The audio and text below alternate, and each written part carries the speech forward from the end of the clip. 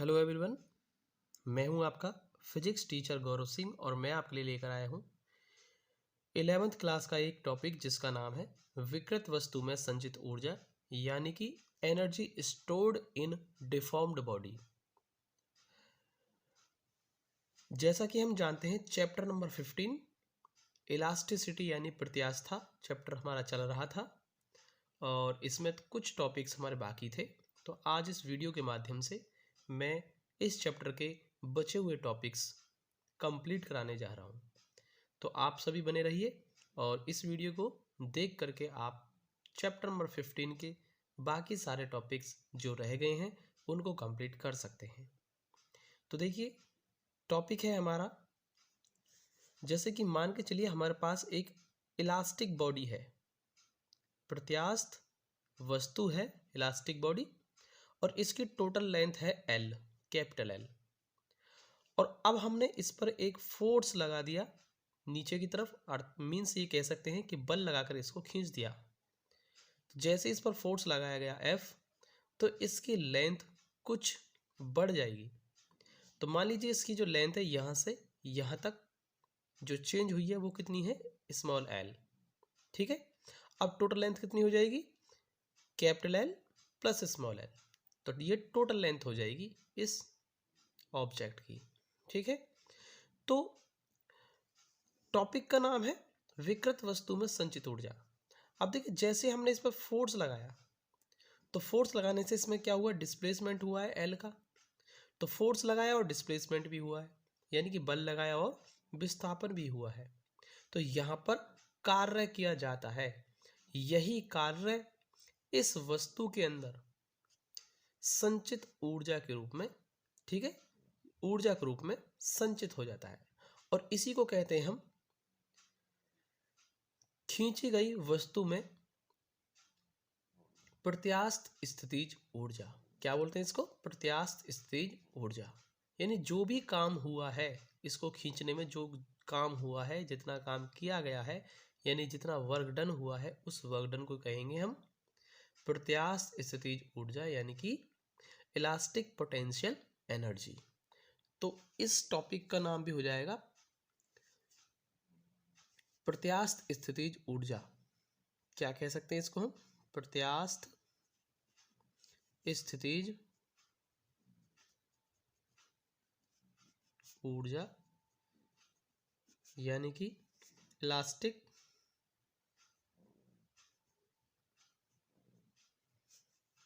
Potential energy.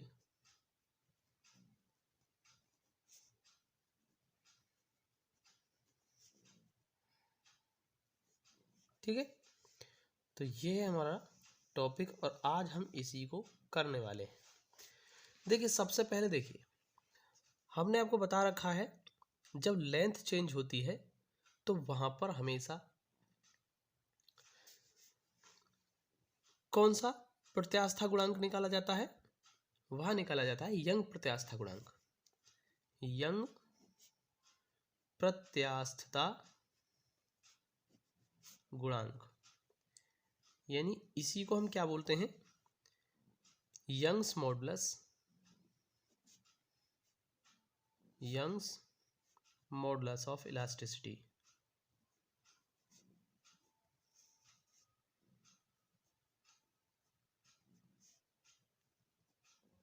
ठीक है, तो उसको हम किससे रिप्रेजेंट करते हैं, वाई से करते हैं। कितना होता है, इसको बोलते हैं हम स्ट्रेस अपॉन स्ट्रेन, यानी कि इसको हिंदी में बोलते हैं प्रतिबल अपॉन विकृति। तो हिंदी मीडियम और इंग्लिश मीडियम दोनों ही स्टूडेंट्स इसको देखते रहें, मैं दोनों लैंग्वेज में करा रहा हूँ इसलिए आपको दोनों को क्लियर हो जाएगा। ठीक है, इसको हम अनुदैर्ध्य प्रतिबल और अनुदैर्ध्य विकृति, ठीक है, ऐसा भी बोल सकते हैं। ठीक, तो यहाँ से हम y इक्वल टू क्या लगाएंगे, देखिए स्ट्रेस का फॉर्मूला होता है प्रतिबल का फोर्स अपॉन एरिया यानी बल बटे क्षेत्रफल, और विकृति होती है लंबाई में वृद्धि, कितनी हुई है, स्मॉल एल, बटे प्रारंभिक लंबाई जो कि कितनी थी, कैपिटल एल। ठीक है, change in length upon original length. ठीक है, ये स्ट्रेन का फॉर्मूला है। अब देखिए ये मल्टीप्लाई हो जाएगी इसकी इस तरीके से, F into L upon A L. अब देखिए यहाँ से हमको जो ये फोर्स जो है एफ, इसकी वैल्यू कैलकुलेट करनी है, और यहाँ पर ये फोर्स जो है ये वही फोर्स है जो हमने यहाँ पर अप्लाई किया है। ठीक है, तो इस फोर्स की वैल्यू कैसे निकालेंगे हम, क्रॉस मल्टीप्लाई कर देंगे, F L equal to y a small l, और एफ इजकल टू हो जाएगा Y a small l upon capital L. ठीक है, तो ये हमारा यहाँ से फोर्स कैलकुलेट हो गया जो हमने इस पर अप्लाई किया है, ये वाला। तो जब ये फोर्स यहाँ से निकल जाता है तो हमको निकालना क्या है, हमको निकालना है वर्क डन। देखिए वर्क डन कितना निकालना है, जब हमने इसको फोर्स, जब इस पर हमने डिफॉर्मिंग फोर्स एफ नहीं लगाया था तो इसकी लेंथ जो हुई थी उसमें कितना चेंज हुआ था, 0। ठीक है, इसकी लेंथ चेंज नहीं हुई थी, और जैसे हमने इस पर फोर्स अप्लाई किया यानी ये बल लगा दिया तो इसकी लेंथ कितनी चेंज होगी, एल हो गई। यानी यहाँ पर एल इक्वल टू एल ले सकते हैं, यानी लिमिट हो जाएगी इसकी 0 से एल लेंथ तक हमने इसको खींचा है। यानी 0 से एल लेंथ तक खींचने में जो वर्क डन होगा, जो कार्य होगा, वही इसके अंदर पोटेंशियल एनर्जी यानी कि स्थितिज ऊर्जा के रूप में इकट्ठा हो जाएगा। ठीक है, और वही वर्क हमें फाइंड करना है। तो इसलिए एफ इक्वल टू हो जाएगा Y A L upon L. अब हमें निकालना है work done, total work done निकालना है 0 टू एल लेंथ तक खींचने में, लेकिन हम पूरा वर्क डन नहीं निकालेंगे, पहले हम केवल डी एल लेंथ, एक छोटी सी लेंथ डी एल तक, ठीक है, खींचने में वर्क डन निकालेंगे, और उसके बाद 0 टू एल लिमिट लगा करके इंटीग्रेशन कर देंगे और पूरा, ठीक है, इंटीग्रेशन करने के बाद पूरा वर्क डन निकल जाएगा। तो देखिए पहले हम क्या निकालेंगे, let work done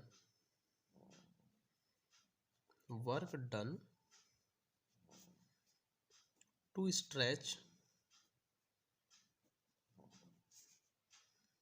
stretching small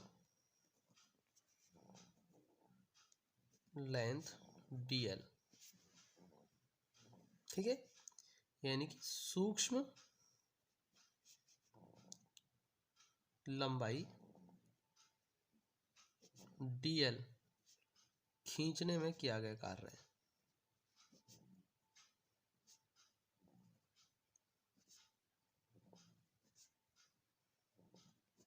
ठीक, कितना होगा कार्य, वर्क डन dw मान लेते हैं उसको, जो कि फोर्स इंटू डिस्प्लेसमेंट होता है या बल गुणा विस्थापन होता है। तो dl लेंथ तक हमने इसको विस्थापित किया है, खींचा है।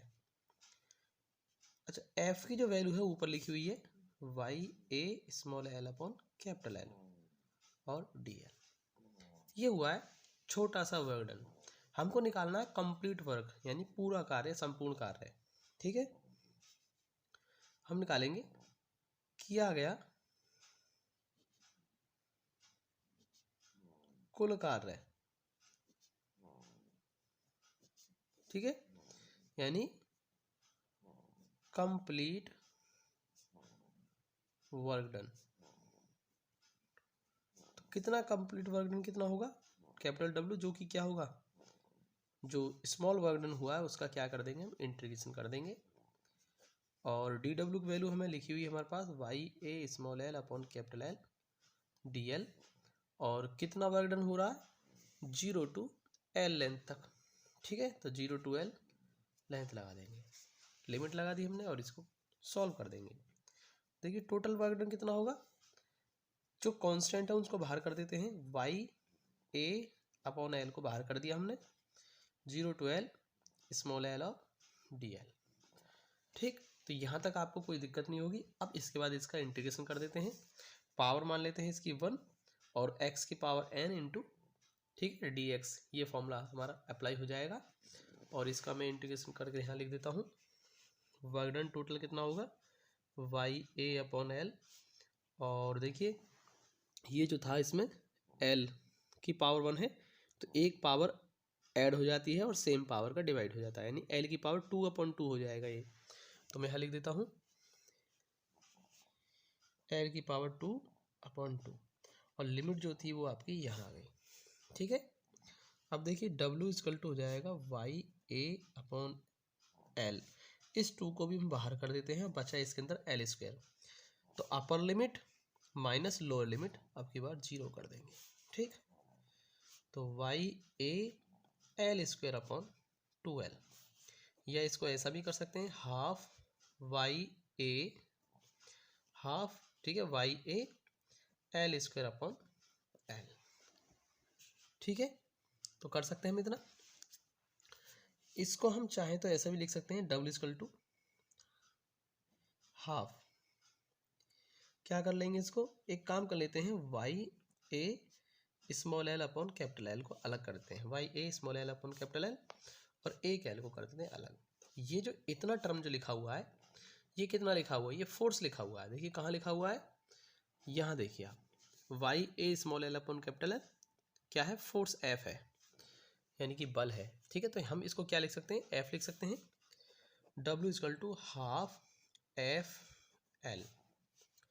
ठीक, ये वर्क डन आ गया, और यही वर्क डन किसके इक्वल होता है, हमारा प्रत्यास्थ स्थितिज ऊर्जा यानी कि इलास्टिक पोटेंशियल एनर्जी के बराबर। और इस एनर्जी यानी कि ऊर्जा को हम U से रिप्रेजेंट करते हैं। ठीक, तो हम इसको हाफ FL भी बोल सकते हैं ना। ठीक, और यहाँ लिख देंगे परिभाषा अनुसार, यानी अकॉर्डिंग टू डेफिनेशन। डेफिनेशन के अकॉर्डिंग हमने इसको U लिख दिया है। ठीक, अब देखिए ये जो है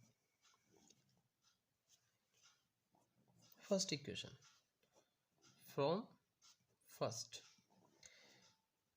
इस वर्क डन को क्या लिख रहे हैं हम, ठीक है, U लिख रहे हैं ना। तो U इक्वल टू हम क्या लिख सकते हैं, इसको F की जगह फिर से हम ऊपर लिख देंगे, तो ये क्या हो जाएगा, यही हो जाएगा हाफ YA/L और L। इसमें हम एक काम कर देते हैं, एक L का हम इसमें एक L से हम मल्टीप्लाई कर देते हैं